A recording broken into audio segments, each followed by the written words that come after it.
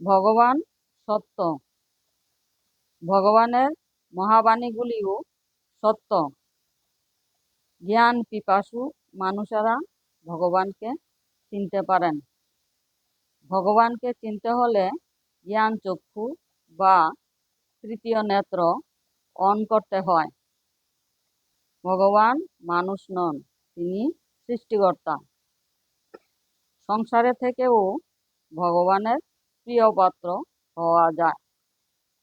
শান্তিপ্রিয় মানুষদের তিনি নিরাপদ আশ্রয়ে রাখেন।